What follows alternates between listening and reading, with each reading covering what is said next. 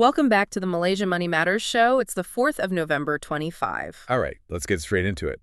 We're sifting through the latest Malaysian company news, policy changes, and what's happening internationally that affects you. Okay, starting with some major corporate moves. Genting's takeover offer for Genting Malaysia, it's now unconditional. They crossed that 50% ownership mark. Yeah, and this is significant.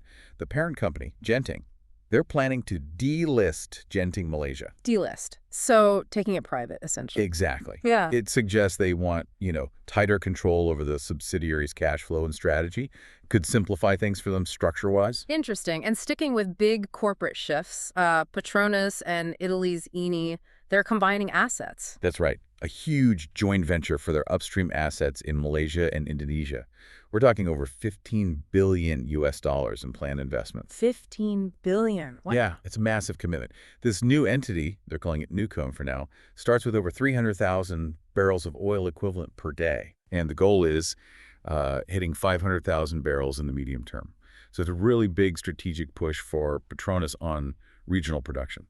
And on the expansion front, Capital A is looking outwards, right, towards the Middle East. Correct. They're exploring setting up an airline based in Bahrain, sort of a hub strategy. A hub for what, exactly? Well, the plan is pretty ambitious. Connect ASEAN with the Middle East, Central Asia, Africa, even Europe. They're aiming for over 25 daily flights through Bahrain by 2030, plus supporting their MRO maintenance and logistics side. Okay, busy times. And what about the green transition?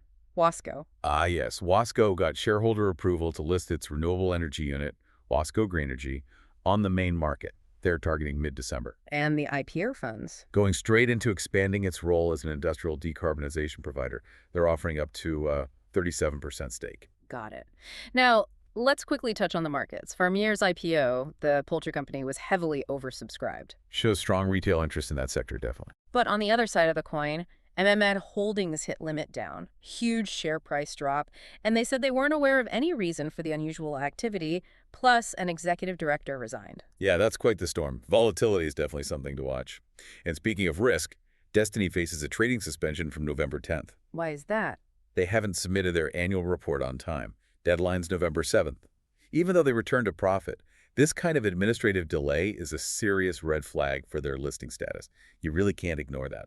Okay, let's shift to the broader economy and policy. Factory activity, the PMI, slowed a bit in October, down to 49.5. New orders softened. A slight contraction there, yeah. But context is key. The overall economy actually grew pretty solidly in Q3. GDP was up 5.2%, and manufacturers are still optimistic about future demand. And a key update on taxes. Right. Huh. The Deputy Finance Minister made it clear. No offsetting excess tax payments against future tax bills. So what's the alternative for businesses who overpay? They need to be more accurate up front. The government allows revising tax estimates 3 times a year, 6th, 9th, and 11th months to help manage payments better. But that easy offset, that's gone. And on subsidies. The Booty 95 fuel subsidy for e-hailing drivers. Yes, they're improving the eligibility thresholds this month.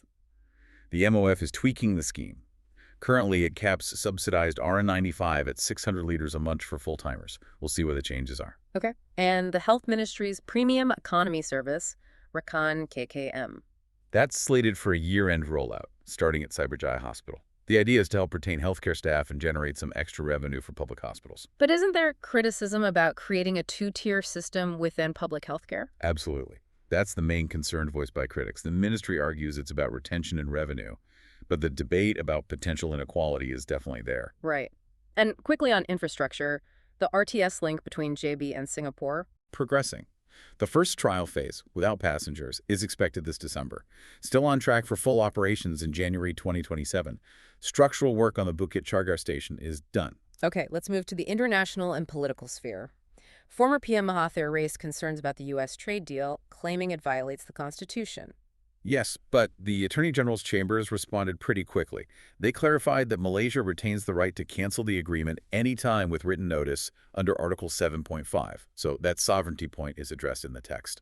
I see. And on commodities, palm oil. The EUDR regulation is still a worry. Very much so. The MPOB chairman warned it risks unfairly disadvantaging palm oil, calling it biased. Despite that, what's the price outlook? Forecasts are actually quite firm. CPO prices expected between RM 4,300 and RM 4,600 per ton in the first half of 2026. A delayed peak production season is helping support prices. Okay, now this is big. AI chips. President Trump stated NVIDIA's top Blackwell chips are reserved for U.S. companies only. That's the report. Barring China and possibly other countries, it signals a significant tightening of export restrictions on the most advanced semiconductors. Yeah. Even with NVIDIA's recent plans for South Korea, this is a major shift. And this feeds into wider global manufacturing concerns. It seems so. Business surveys showed major manufacturing economies struggled in October, a key complaint. U.S. tariffs hitting order books globally, creating uncertainty about pricing and costs. Just causing havoc, really. So, summarizing the key takeaways this week, Genting's privatization push is now definite. The huge Petronas Eni venture signals major energy investment. And internationally, those AI chip restrictions are a massive development for tech supply chains. Absolutely. And it leads us with a critical question for you, the listener. We see domestic optimism, right? GDP growth, strong IPOs like Farmiera's, but then you have these international headwinds, tariffs, slowing orders, chip controls. So how should local businesses balance their investment? Lean into domestic strength or carefully manage that growing export risk? That's definitely something to think about. Be sure to subscribe to the Malaysia Money Matters podcast so you never miss another deep dive. Hey there, thanks for tuning in. If you would like a deeper dive into all the investment opportunities from today's news, subscribe to my newsletter at moneymatters.substack.com. I will be sharing a deeper analysis of the key investment opportunities from today's news, including what makes these opportunities stand out and how they fit into the broader market trends. By subscribing to the Malaysia Money Matters newsletter, you will also get exclusive insights on my watch list and portfolio and fundamental reports on Malaysian listed companies.